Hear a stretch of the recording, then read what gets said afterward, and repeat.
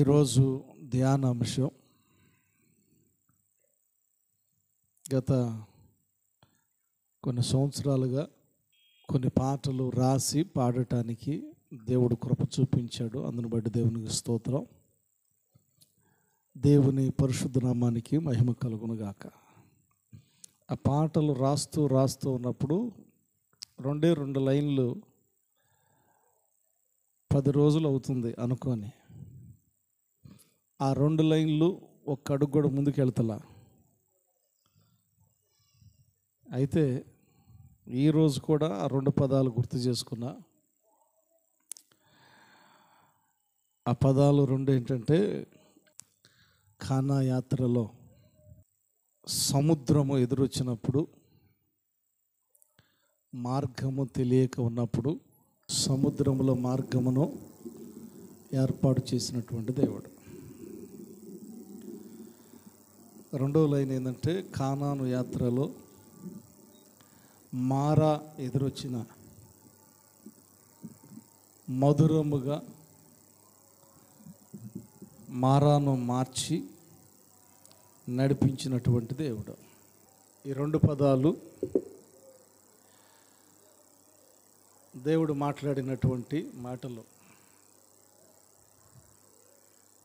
కానాను యాత్రలో సంద్రము ఎదురొచ్చిన సంద్రములో మార్గమును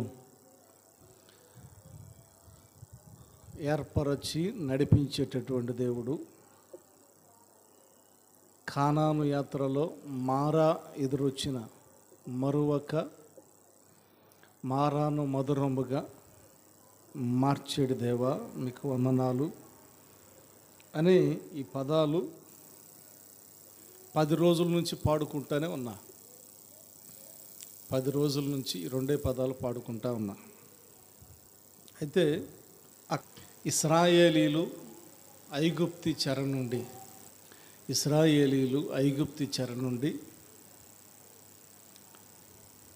విమోచించబడి కానాను స్వతంత్రించుకోవాలనేటటువంటి ఆలోచన కలిగి ప్రభువుకు మొరపెట్టినటువంటి సందర్భం. ఈ మాటలు మీరు రిపీట్ చేయగలిగితే సంతోషం. అక్కడున్న సందర్భం, ఇశ్రాయేలీల యొక్క ఆలోచన ఏంటి అంటే, ఇశ్రాయేలీలు కన్నీరు కార్చారు. బానిసత్వం చేయలేక, బానిస బ్రతకలేక, ఐగుప్తీయుల యొక్క హింస తట్టుకోలేక, అబ్రహాము, ఇస్సాకు, యాకోబుల దేవ మమ్మను కనికరించు, మమ్మల్ని విడిపించు, పాలు తేనెలు ప్రవహించేటటువంటి ప్రాంతానికి మమ్మలను నడిపించు అనేటటువంటి విధానంలో వన్స్ తీర్మానం చేసుకున్నారు.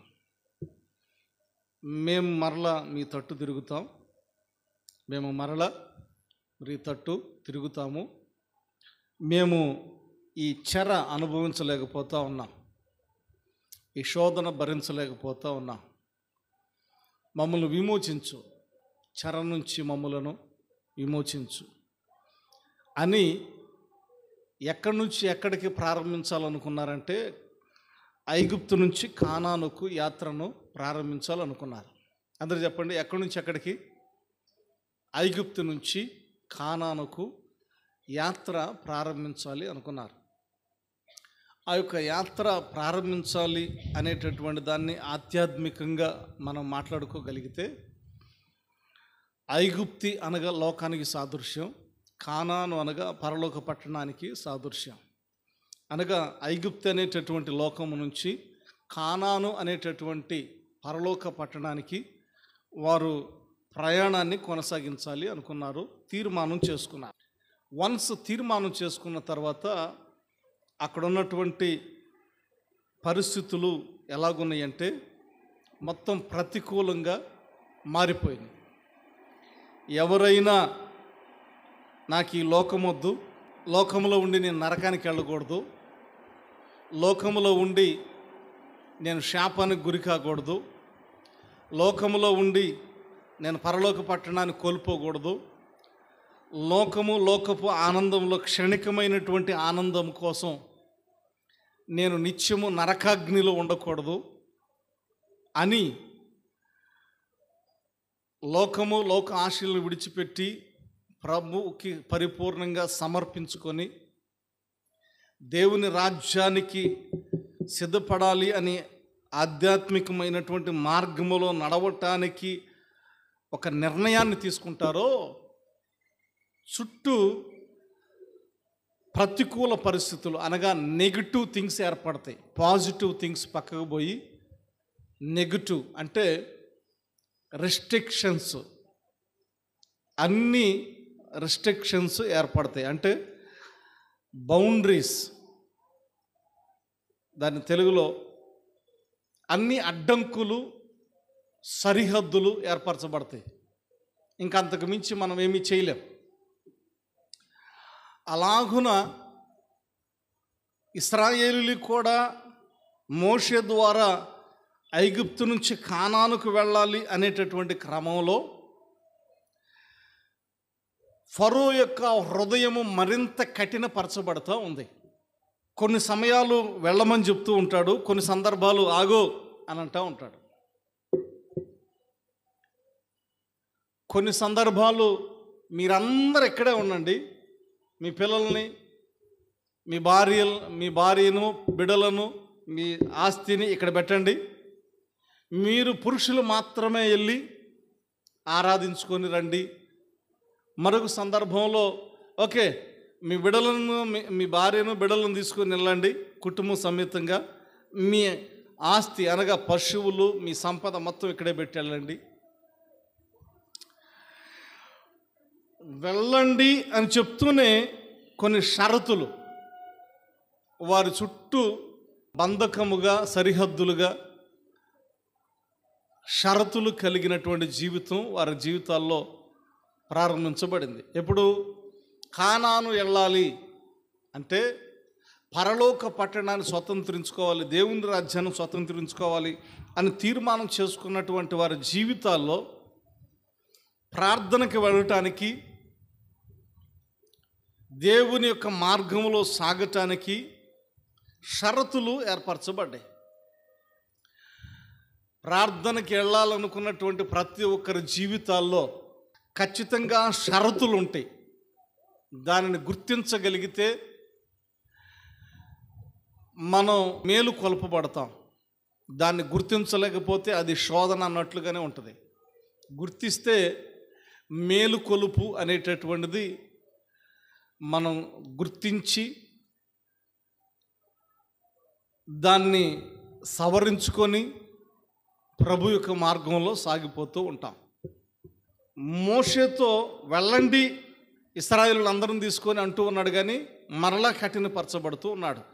ఆ క్రమములో ఏది ఏమైనప్పటికీ వన్స్ తీర్మానం చేసుకున్న తర్వాత మనలో ఆసక్తి గనక ఉంటే, నేను వెళ్ళాలి, దేవునితో నడవాలి, నరకం నుంచి తప్పించబడాలి, దేవుని రాజ్యాన్ని పొందుకోవాలి, యుగయుగాలు దేవునితో ఉండాలి అనేటటువంటి ఆ దృఢమైనటువంటి నిశ్చయిత మన జీవితంలో ఉంటే ఖచ్చితంగా ఇశ్రాయేలీలు ఐగుప్తు నుంచి బయటపడినట్లుగా మనం కూడా లోకం అనేటటువంటి చిక్కులు, ఉచ్చులు, శోధనలు, షరతులు వీటన్నిటి నుంచి బయటపడి దేవునిలో నెమ్మదిగా కొనసాగగలుగుతాం. నమ్మిన వారు గట్టిగా చప్పట్లు కొట్టి ప్రభువును మహిమపరుద్దాం. హల్లెలూయా, హల్లెలూయా. బలంగా ఉండాలి.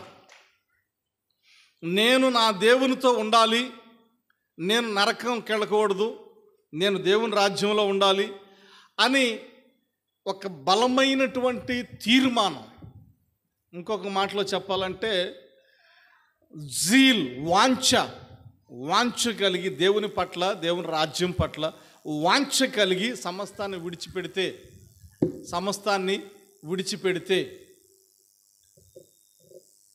తప్పకుండా లోకము యొక్క షరతులు అన్నీ ప్రక్కకి వెళ్ళిపోతే మనం దేవునిలో నెమ్మది కలిగి సాగుతూ ఉంటాం.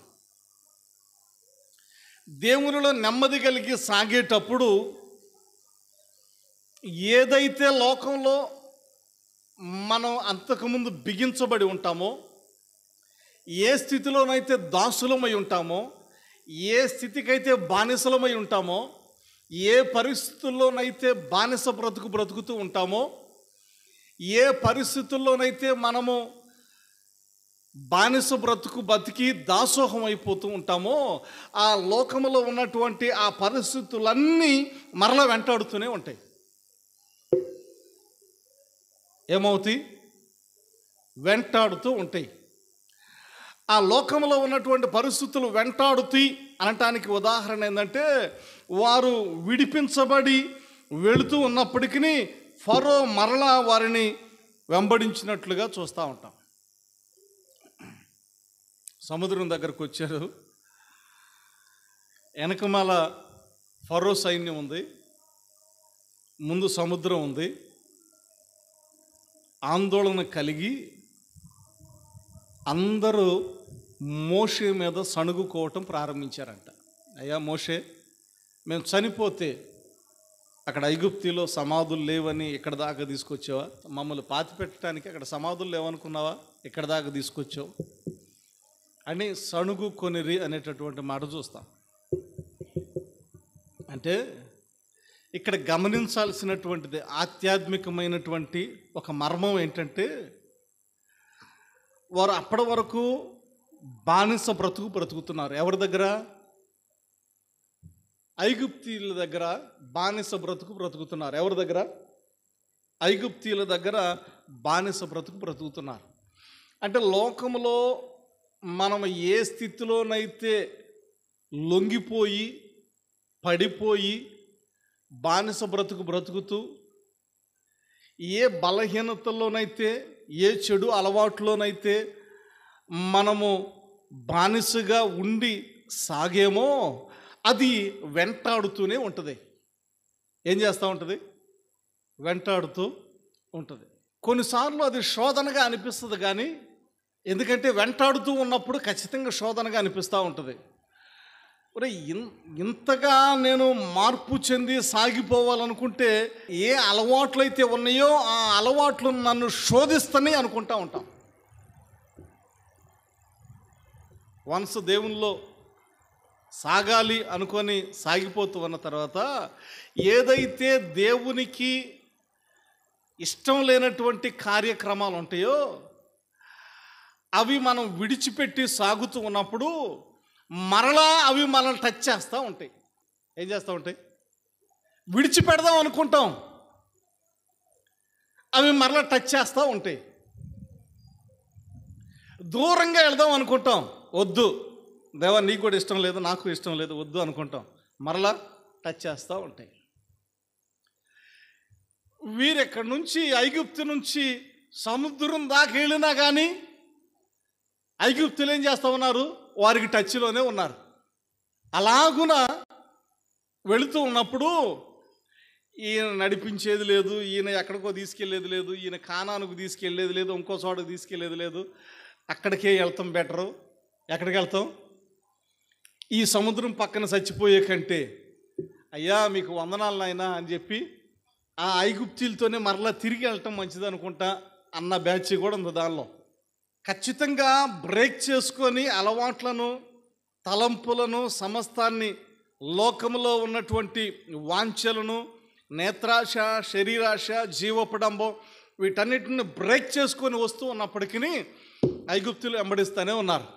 అంటే వీరు ఏ మార్గంలోనైతే వస్తూ ఉన్నారో ఆ మార్గంలో వారు కూడా వస్తూ ఉన్నారు.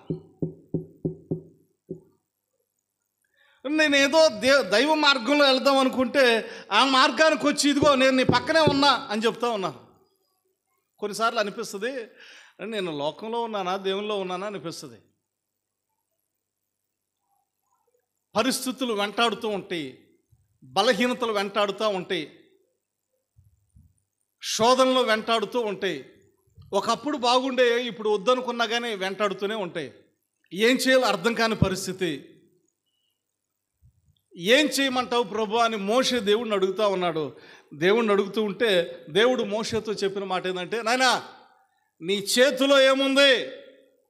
ఆయన కర్ర ఉంది నాయన, ఇదిగో ఆ కర్ర సముద్రం వైపు చాపు. లేఖనం సెలవిస్తూ ఉంది, సముద్రము రెండుగా చీలింది. దేవునికి స్తోత్రం, హల్లెలూయా. దేవుని యొక్క కార్యాన్ని వివరిస్తుంటే ఆడన్నా ఓ ఓ అని దేవుని మహింపడుతున్నారు, కానీ మీరు చలనం రావట్లా. దేవునికి స్తోత్రం, హల్లెలూయా. అరవాలని ఆడికి కూడా అర్థమైంది. సముద్రం రెండు పాయలైంది. ఓ ఓ ఆ చాలా సంబరపడ్డారు. అక్కడ దేవుడు ప్రత్యేకంగా మాట్లాడినటువంటి మాట ఏంటంటే, ఆ వాక్యాన్ని ధ్యానం చేస్తూ ఉన్నప్పుడు దేవుని కలిగి ఉన్నటువంటి ప్రతి ఒక్కరి ఎడల దేవుడు ఒక ప్రత్యేకమైనటువంటి మార్గాన్ని, ప్రతి ఒక్కరి ఎడల ఒక మార్గాన్ని ఏర్పాటు చేస్తాడు. ఆ మార్గం ఎలాంటిదో తెలుసా? ఎవ్వరు కూడా అంతకుముందు నడవనటువంటి మార్గం. ఏ మార్గం అది? ఎవ్వరు కూడా, అది మన కోసమే దేవుడు రహదారిని ఏర్పాటు చేస్తారు. రహదారి ఏర్పాటు చేసినట్లుగా సముద్రము పాయలయ్యి వారు నడిచారు కదా, అంతకుముందు ఎవరైనా నడిచారు అక్కడ? ఎవరు నడవలా. వాళ్ళ కోసమే స్పెషల్గా దేవుడు చేశాడు. What you wonder. అంటే ఎవరు నడవని మార్గాలు మనకు తెలియదు. ఇదంతా ముళ్ళతుప్పలాగా ఉంది అనుకున్నాం. ప్రారంభంలో వచ్చినప్పుడు అంత ముళ్ళతుప్పలాగా ఉంది అనుకున్నాం. రహదారి ఏర్పడిందా లేదా? వేల మంది వచ్చారా లేదా? ఈ ప్రాంతానికి వేల మందితో మనం ఆరాధన చేసిన సందర్భాలు ఉన్నాయా లేవా? ఉన్నాయి. 3,000 మంది వచ్చారు ఒకరోజు. ఎన్ని వేల మంది? మార్గం లేదు, అయ్యే పోయి ఆయన ఆ ముళ్ళ తొప్పల్లో తీసుకున్నాడు అన్న వాళ్ళు ఉన్నారు. ఇదంతా పంట భూమిలాగా మంచిగా లేదు. రహదారి ఏర్పడింది, చక్కగా స్ట్రీట్ లైట్ ఏర్పడింది. ఐగుప్తులో వెనకాల తరుముతూ వస్తూ ఉన్నారు, ముందు సముద్రం ఉంది, మార్గం లేదు. అంటే మన ఆలోచన వేరు, దేవుని ఆలోచన వేరు. ఇక్కడ దేవుడు ఏం చెప్పాలనుకున్నాడంటే, మన ముందు మార్గము లేదు, ఇక నా పని అయిపోయింది అనుకుంటాం. కానీ సత్యం ఏంటంటే, మన ముందు మార్గం ఉంటుంది, మనకు కనబడదు. ఏ మార్గం లేనప్పుడు దేవుడు దాన్ని రిలీజ్ చేస్తాడు. ఖచ్చితంగా మార్గం ఉంటుంది. కానాను యాత్ర ఎవరైతే ప్రారంభించాలనుకున్నారో, అనగా పరలోకానికి వెళ్ళాలి అని ఎవరైతే నిర్ణయం తీసుకొని దేవుని మార్గములు దేవునికి సమర్పించుకొని సాగుతూ ఉంటారో, వారి జీవితాల్లో మార్గము లేదు ముందుకు నడవటానికి. అనుకున్న ప్రతి సందర్భాల్లో నూతనమైన మార్గాన్ని సిద్ధపరచగలిగినటువంటి, ఏర్పాటు చేయగలిగినటువంటి దేవుడు నీవు నేను ఆరాధిస్తున్నటువంటి దేవుడు. నా బ్రతుకు అయిపోయింది, నా శరీరం క్షీణించిపోతా ఉంది, నాకు దారి లేదు, శోధనలన్నీ చుట్టూ ఉన్నాయి, మార్గం లేదు అనుకున్న ప్రతిసారి నూతన, ఎప్పుడైతే శరీరానుసారంగా బలహీనం అవుతామో, శరీరానుసారంగా మరలా బలమును కలుగజేసి ఇదిగో నేను ఉన్నాను అని నిన్ను నన్ను బలపరచగలిగినటువంటి దేవుడు నీవు నేను ఆరాధించే దేవుడు. అది శరీర బలహీనత అయితే స్వస్థపరిచి వెన్ను తట్టి నడిపిస్తాడు. అది శోధనలు అయితే విమోచించి ఇదిగో ఇప్పుడు చూడు టెన్షన్ లేకుండా ముందుకు పో అని దేవుడు వెన్ను తట్టి నడిపిస్తూ ఉంటాడు. అలాగున ఇశ్రాయేలులు అందరూ చాలా సంతోషం అయిపోయింది. దేనికి? క్రొత్త మార్గంలో మనం నడుస్తూ ఉన్నాం. ఏ మార్గంలో నడుస్తూ ఉన్నాం? నూతనమైన మార్గం. నూతనముగా మార్చుమా నా ప్రతి అడుగు, నూతనముగా మార్చుమా, నూతనముగా మార్చుమా నా ప్రతి అడుగు, నూతనముగా మార్చుమా. తడబడక నీలో స్థిరమును గల్గి, తడబడక నీలో స్థిరమును గల్గి నిలబడునాట్లు బండపై నిలుపుమా, బండపై నిలుపుమా, బండపై నిలుపుమా, బండపై నిలుపుమా. నూతన ముఖమార్చుమా నా ప్రతి అడుగు, నూతన ముఖమా. ఆస్వాదించకుండానే ఏం చేయకుండా క్రొత్త మార్గం, క్రొత్త జీవితం కొంచెం బెటర్గా ఉంది, సూపర్ దేవా నీకు వందనాలు అని దానిని ఆస్వాదించకుండానే మరలా శోధన వచ్చింది. ఏ శోధన? ఎక్కడైతే ఐగుప్తిలో దాసులుగా ఉన్నామో వాళ్ళు మరలా ఎక్కడున్నారు? టచ్లోనే ఉన్నారు. ఎక్కడున్నారు? ఎక్కడున్నారు? విడిచిపెడతలా. ఎక్కడికి కొనసాగాలని? కానానుకు వెళ్ళాలనేటటువంటిది మోషే ఇశ్రాయేలుల యొక్క కోరిక. అయితే వారు ఎక్కడైతే ఉన్నారో ఆ బంధం, ఆ యొక్క స్పర్శ, ఆ నీడ విడవనంట ఉంది. పౌలు కూడా అంటాడు కదా, ఒక పోరాటమే చేస్తూ ఉన్నాడంట. తన యొక్క మనసులో ఆత్మకి శరీరానికి మధ్యలో ఏం జరుగుతుందంట? పోరాటం జరుగుతూ ఉంది. దేవునిలో ఉండాలి అనేటటువంటిది మనసు చెప్పేది, శరీరం దానికి భిన్నంగా ఉంటుంది. అలాగున ఇశ్రాయేలీలు కూడా కానాను వెళ్ళాలి అనుకుంటే ఈ ఐగుప్తులు విడిచిపెడతలా, ఐగుప్తి నీడ విడిచిపెడతలా, ఐగుప్తి స్పర్శ విడిచిపెడతలా. వెంటాడుతూ ఉంది, తరుముతూ ఉంది, ఆందోళన కలిగిస్తూ ఉంది. కొన్నిసార్లు నాకు దేవుడు చాలే, ఎవడు చాలు, దేవుడు చాలే అని సాగిపోతూ ఉంటే ఆత్మానుసారంగా బాగానే ఉంటుంది. కొన్నిసార్లు మరలా లోకం వైపు చూసినప్పుడు బాధ్యతలు, కుటుంబం, పరిస్థితులు, ఇబ్బందులు వీటన్నిటిని చూసినప్పుడు ఏదో సంతోషంగా దేవునిలో సాగాలి అనుకుంటే మళ్ళీ ఈ శోధన ఏంది నాకు అన్నట్టుగా ఉంటుంది. దేవుని సన్నిధిలో ఉన్నప్పుడు అనిపిస్తుంది, బా పాటలు, ఆరాధన, స్తుతి చాలు ప్రశాంతంగా ఉంది జీవితానికి అన్నట్టుగా ఉంటుంది. మరలా ఇంటికి వెళ్ళిన తర్వాత ఏదో ప్రశాంతంగా ఉన్నా మళ్ళీ ఈ శోధన, ఈ బాధ,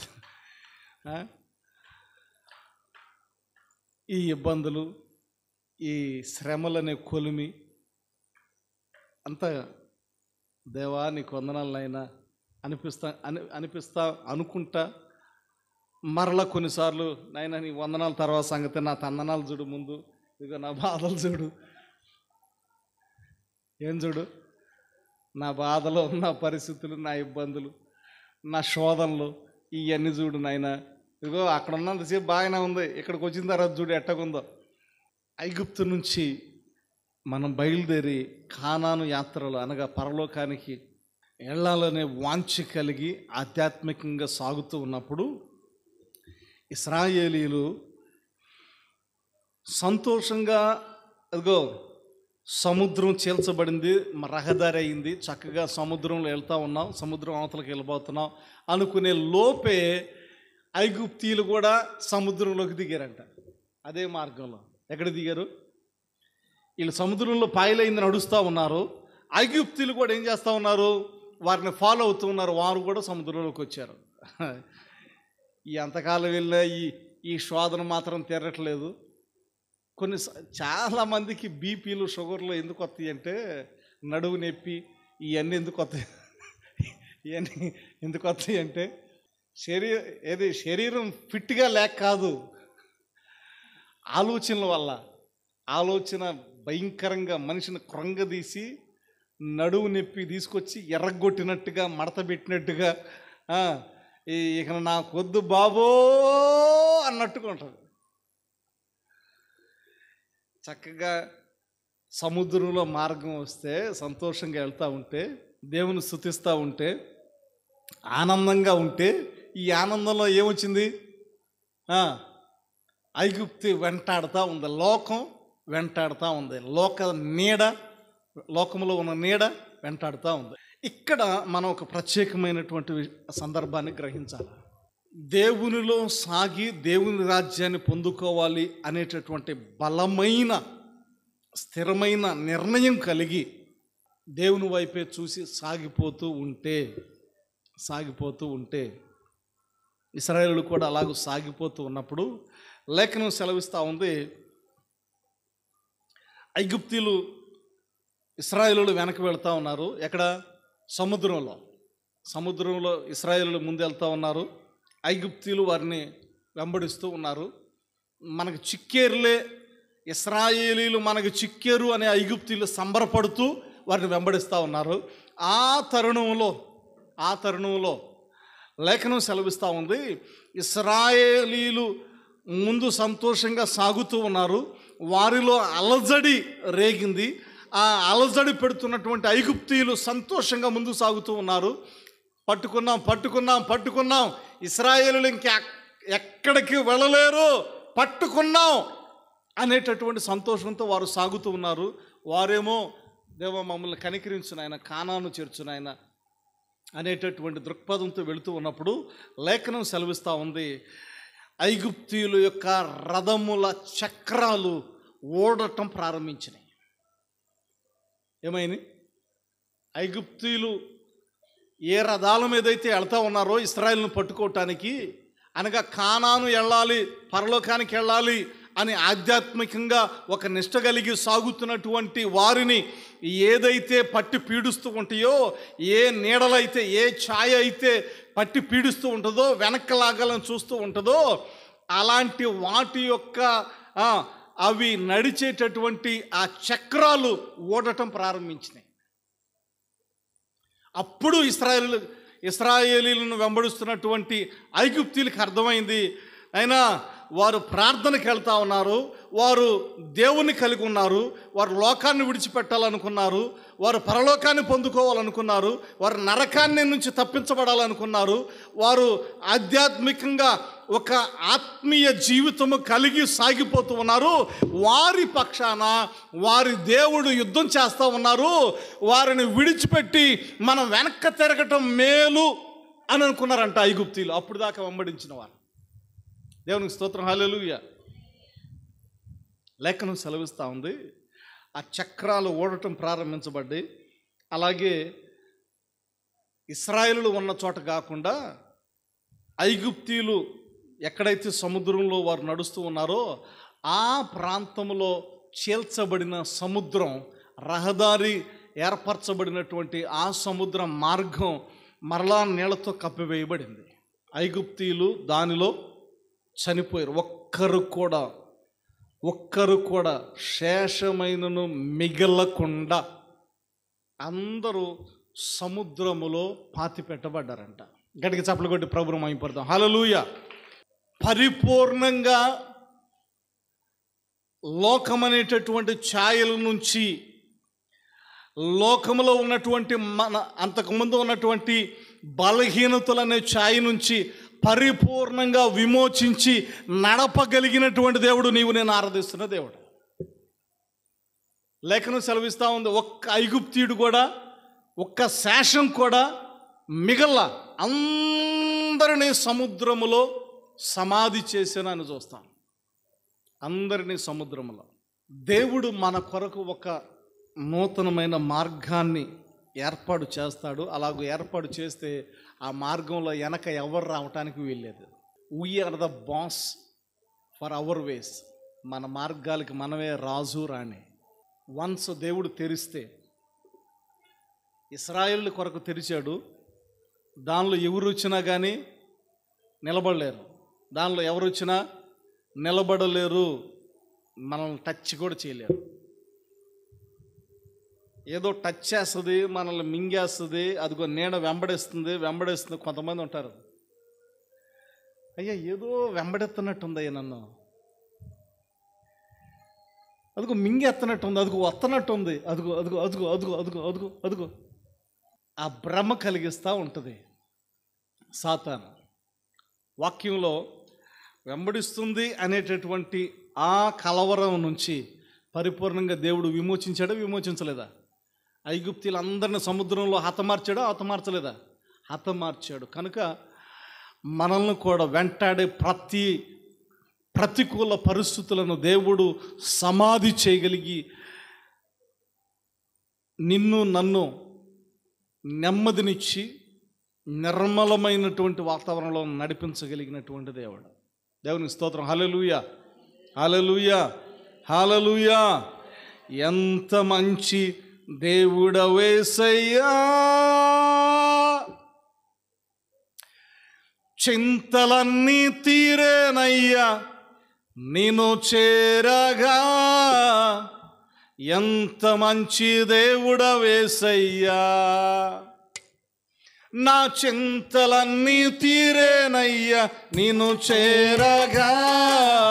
ఎంత మంచి దేవుడవేసయ్యా,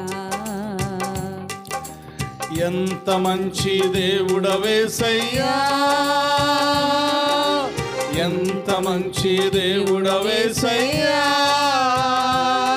నా చింతలన్నీ తీరేనయ్యా నిన్ను చేరగా. ఎంత మంచి దేవుడవేసయ్యా, ఎంత మంచి దేవుడవేసయ్యా, ఎంత మంచి దేవుడవేసయ్యా. ఆమేన్. ఎంత మంచి దేవుడవేసయ్యా, ఎంత మంచి దేవుడవేసయ్యా, ఎంత మంచి దేవుడవేసయ్యా, ఎంత మంచి దేవుడవేసయ్యా, ఎంత మంచి దేవుడవేసయ్యా,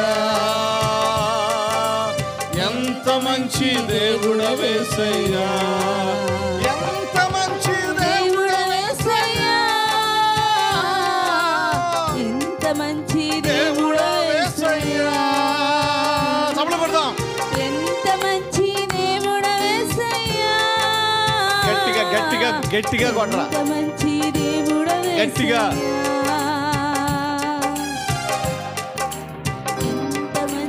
ఎన్నెన్నో ఇబ్బందులకు గురి చేసినను నన్ను నీవు మరువలేదయ్యా.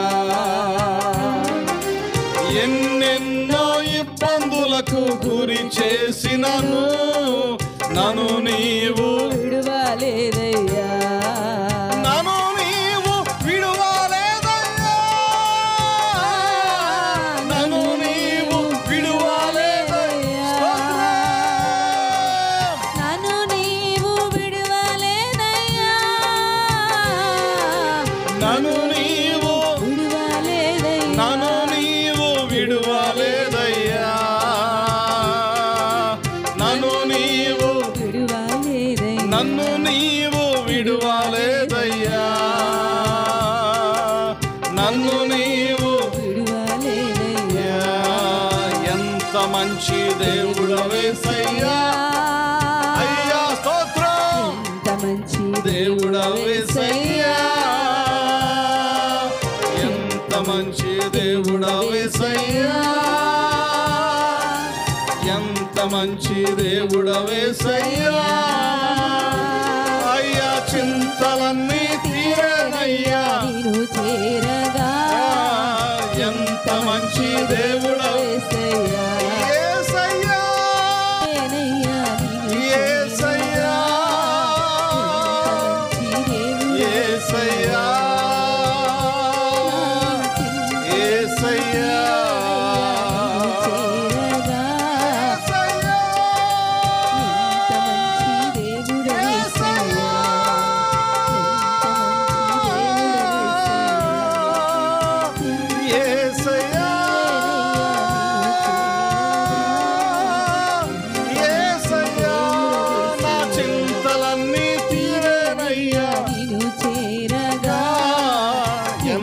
మంచి దేవుడవేసయ్యా, నా చింతలన్నీ తీరేనయ్యా నిన్ను చేరగా. ఎంత మంచి దేవుడవేసయ్యా.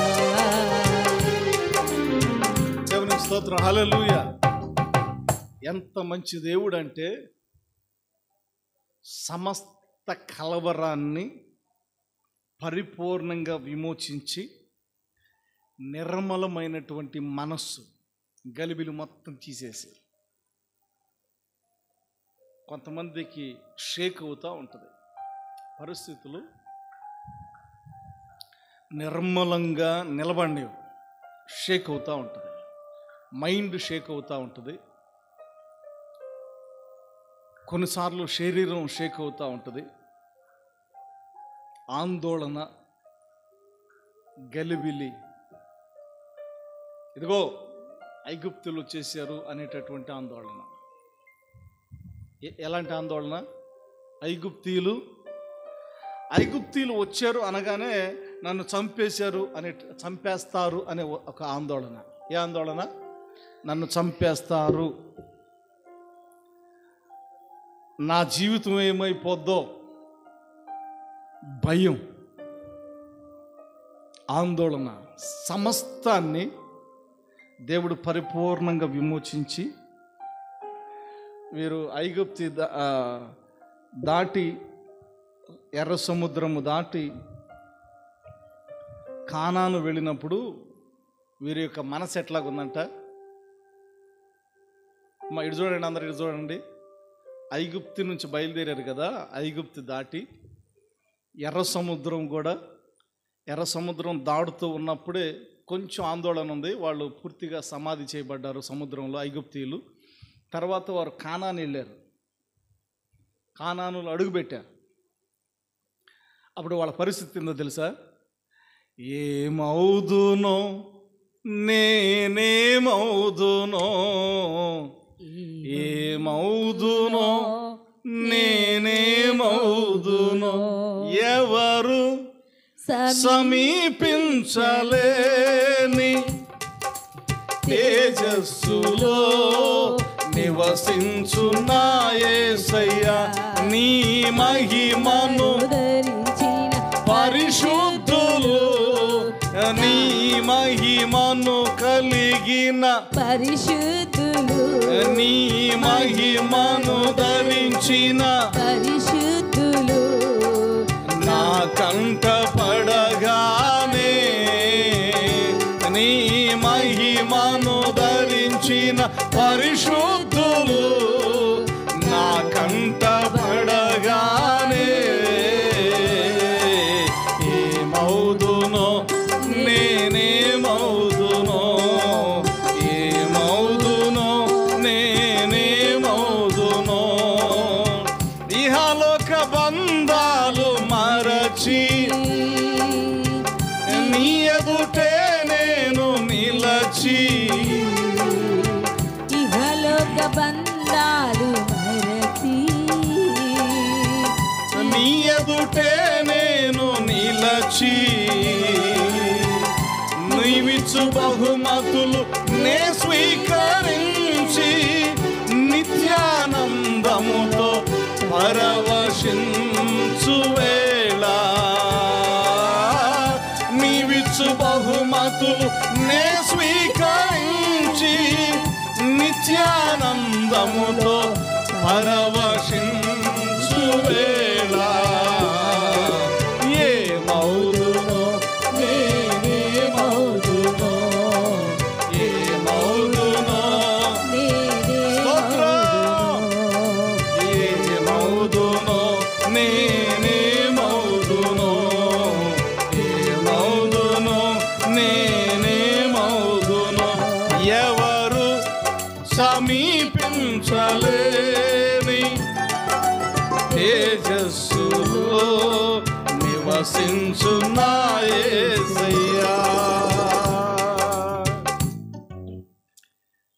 వన్స్ మనం కొంతకాలం ఆత్మీయ జీవితం కొనసాగించిన తర్వాత మనలను వెంటాడేటటువంటి నీడలు మొత్తం సమాధి చేయబడతాయి. నమ్మిన వారు గట్టిగా హల్లెలూయా చెబుదాం. హల్లెలూయా. మనలను వెంటాడేటటువంటి ప్రతికూల పరిస్థితులు, లోకము అనేటటువంటి కొన్ని నీడలు సమస్తం ఏమవుతాయి అంట? సమాధి చేయబడతాయి. ఏమవుతాయి? సమాధి చేయబడతాయి. అప్పుడు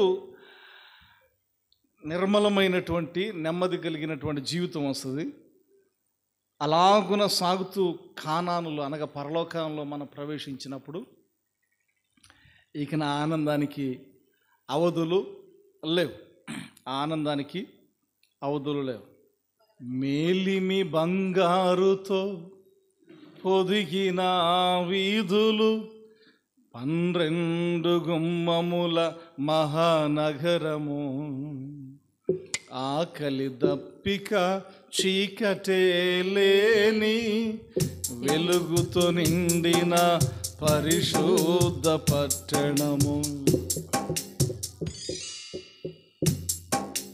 మేలిమి బంగారుతో పొదిగిన వీధులు, 12 గుమ్మముల మహానగరము, ఆకలి దప్పిక చీకటే లేని వెలుగుతో నిండిన పరిశుద్ధ పట్టణము. నన్ను చేర్చుటకేనా మహనీయుడా, నే నివసించుటకేనా ఘనపూజుడా, యుగ యుగములు నేనుందుటకేనా. నన్ను చేర్చుటకేనా మహనీయుడా, నే నివసించుటకేనా ఘనపూజుడా, యుగ యుగములు నేనుందుటకేనా. ఏమివ్వగలను కలువరి ప్రేమకు, ఏమివ్వగలను కలువరి త్యాగముకు, ఏమివ్వగలను కలువరి బలియాగముకు. ఏమివ్వగలను కలువరి ప్రేమకు, ఏమివ్వగలను కలువరి త్యాగముకు, ఏమివ్వగలను కలువరి బలియాగముకు.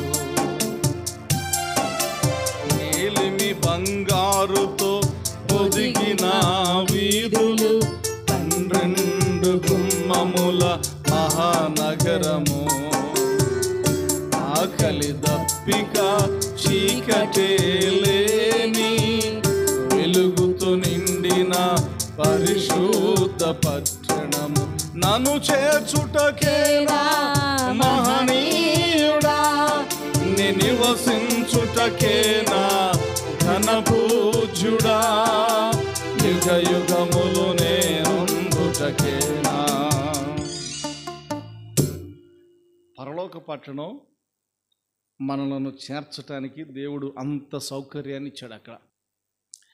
ఇక నా జీవితం ఇంకా ఏ కృంగుదల, ఏ ఆలోచనలు ఏమి, నిత్యము యుగ యుగాలు ప్రభుతో ఉంటాం. మనము ప్రభువుతో, ప్రభు మనతో సదాకాలం సాగిపోతూ ఉంటాం. దేవునికి స్తోత్రం. హల్లెలూయా. కనుక కానాను యాత్రలో, కానాను అనే యాత్రలో మనమున్నాం. కానాను అనే యాత్రలో మనమున్నాం. సముద్రం ఎదురొచ్చిన, మారా అనుభవాలు ఎదురొచ్చిన, దేవుడు మారాను మధురముగా మార్చి, సముద్రం అనగా దారి లేదు, అంతటితో ఎండ్ అని నా జీవితం అయిపోయింది అనుకున్న సందర్భాల్లో కూడా దేవుడు నూతన మార్గాన్ని తెరచి, నూతన ఉత్తేజాన్ని అనుగ్రహించి, వెంటాడుచున్నటువంటి వాటిని భూస్థాపితం చేసి, సమాధి చేసి, సంతోషంగా నిన్ను నన్ను నడిపించగలిగినటువంటి దేవుడు. అట్టి దేవుని కృప నిత్యము మనకు తోడుగా ఉండునుగాక. ఈ మాటలు దేవుడు మన వినికిడిలో దీవించి ఆశీర్వదించునుగాక. ఆమెను ప్రార్థన చేసుకుందాం. మహోన్నతుడు, ప్రేమ కనికరము కలిగిన మా తండ్రి, ఈ ఘనమైన శ్రేష్టమైన నామాన్ని బట్టి వందనాలు, స్తోత్రాలు. ఈ దివ్యమైన వాక్కులు యేసయ్య మీ నామం పేరట ఆశీర్వదించబడును గాక. అది కొద్ది కాలమే అని, అవి భూస్థాపితం చేయగలిగిన దేవుడు, నేను ఆరాధించే దేవుడు అని గుర్తెరిగి ధైర్యంగా ముందుకు సాగే కృప యేసయ్య మీ నామం పేరట ప్రతి ఒక్కరి జీవితాల్లో అనుగ్రహించమని యేసు నామం పేరట స్తుతించి ప్రార్థన చేయుచున్నాము తండ్రి. ఆమేన్.